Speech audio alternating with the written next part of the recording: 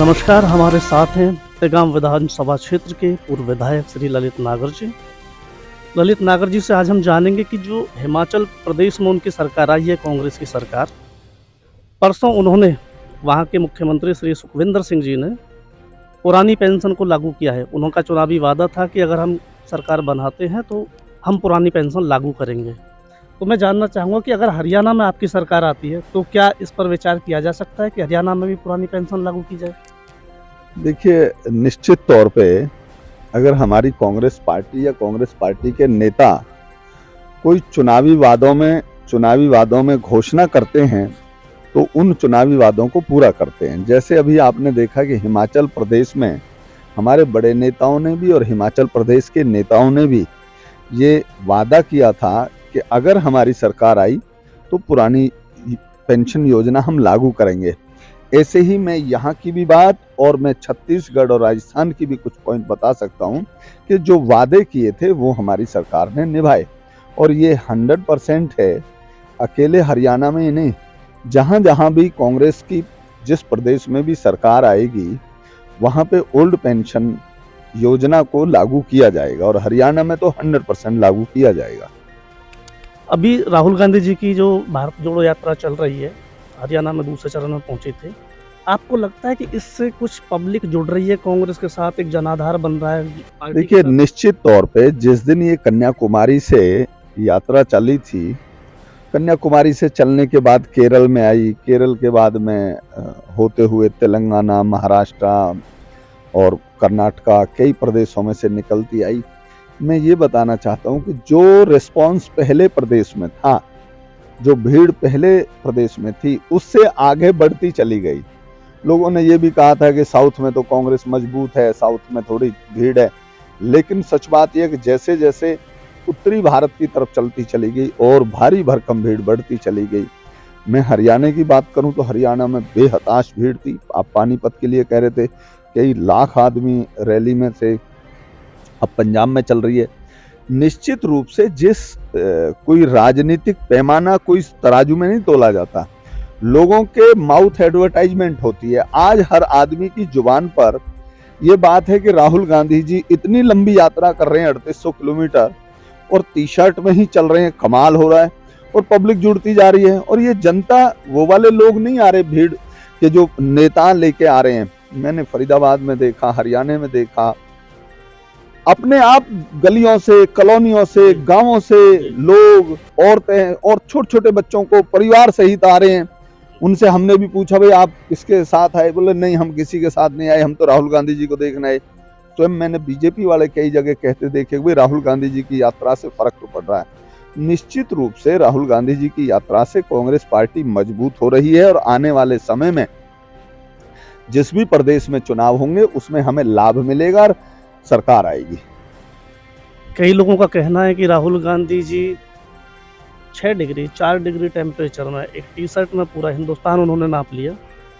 तो कहीं ना कहीं दूसरी पार्टियों में, बीजेपी में भी एक ये लगा है कि किस तरह से ये उन्होंने एक आग लगा दी है पब्लिक के अंदर, एक टी शर्ट में घूमते हुए। राहुल गांधी जी को ये एक प्रेरणा ऐसी मिली थी कि जब मध्य प्रदेश में थे, उन्होंने देखा एक गरीब के बच्चे, किसी शायद झुग्गी झोपड़ी के वालों के बच्चे एक बनियान में घूम रहे थे।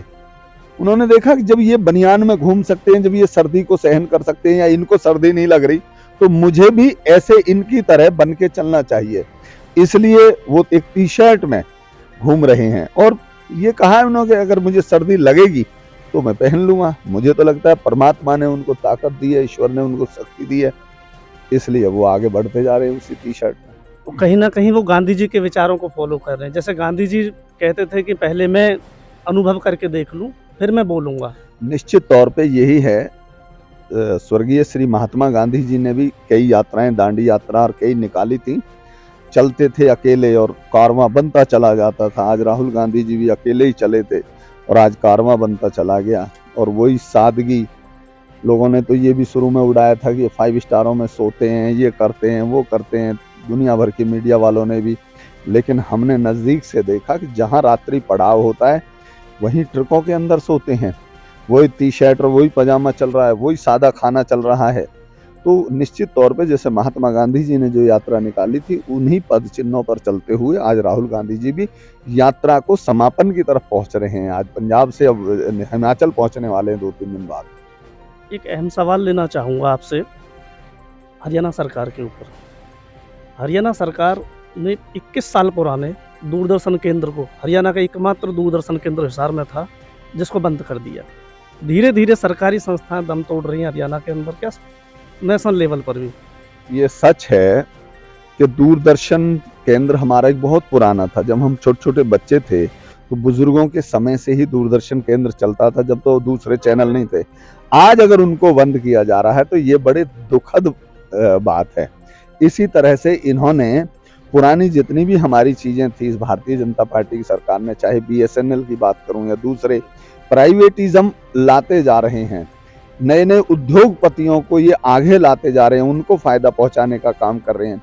पुरानी हमारी जितनी भी चीज़ें हैं, उनको बेचते जा रहे हैं या उनको लीज पे देते जा रहे हैं, और ऐसा लग रहा है कि आने वाले समय में ये हर चीज़ को बेच देंगे। प्रदेश में टीचरों की इस टाइम बहुत कमी है, और उनके पक्ष वाले लोग भी, पार्टी वाले बोल रहे हैं कि टीचर लगाए जाएँ, लेकिन अभी तक इस तरह का कुछ देखिए, भर्ती की- खट्टर सरकार में अकेले टीचर ही नहीं, बहुत सारी चीज़ों की कमी है। बिजली का डिपार्टमेंट है, पुलिस डिपार्टमेंट है, शिक्षा विभाग है, इरिगेशन डिपार्टमेंट है। बहुत सारे डिपार्टमेंटों में आज कर्मचारी नहीं हैं, और जो कर्मचारी हैं उनको किसी न किसी बहाने से ये निकालते जा रहे हैं। सच बात तो ये है कि ये सरकार बिल्कुल फेलियर हो चुकी है। हर वर्ग आज इनसे दुखी है, चाहे वो किसान वर्ग हो, किसान दुखी हैं, कहीं हड़ताल कर रहे हैं, कहीं भूख हड़ताल बैठे हैं। कर्मचारी वर्ग है, चाहे वो सरकारी या प्राइवेट है, वो आज हड़ताल कर रहे हैं। व्यापारी वर्ग हैं, वो जीएसटी और उनके ऊपर हड़ताल कर रहे हैं। मैं कहता हूँ हर वर्ग आज इनसे दुखी है। मजदूरों को मजदूरी नहीं मिल रही। यमुनानगर में आपको बता दूं, मैं करीब 700 दिन से पीटीआई धरने पे बैठे हुए हैं, और चंडीगढ़ के अंदर जो नीट क्लियर करके जो डॉक्टर बने हैं, वो डॉक्टर भी इनके कॉन्ट्रैक्ट इन्होंने ऐसे साइन ही किया है। बहुत सारे डिपार्टमेंट हैं। पिछले दिनों इन्होंने, आज जैसे आपने बताया कि भाई यमुनानगर में वो बैठे हुए हैं, उनकी हड़ताल चल रही है, भूख हड़ताल चल रही है। कहीं कोई और पीटीआई बैठे हैं, कहीं अध्यापक बैठे हैं, कहीं कंप्यूटर लैब असिस्टेंट बैठे हैं। जी, जी। आंगनवाड़ी वर्करों के ऊपर इन्होंने, छोटे छोटे बच्चों के ऊपर पानी की कैन और उससे मार गिराई। तो आज ये मतलब फेल हो चुकी है, और ये जनहित के कार्य नहीं, ये पर्सनल हित के कार्य कर रहे हैं।